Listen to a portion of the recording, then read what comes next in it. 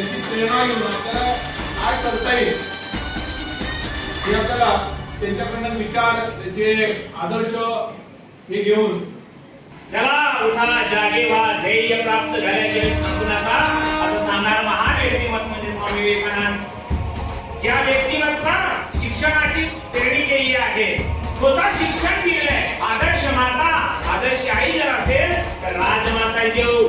कसं शिक्षण दिलं पाहिजे? आपण म्हणतो आजच्या मुलांना सर्व गुण संपन्न शिक्षण दिले गेलं पाहिजे.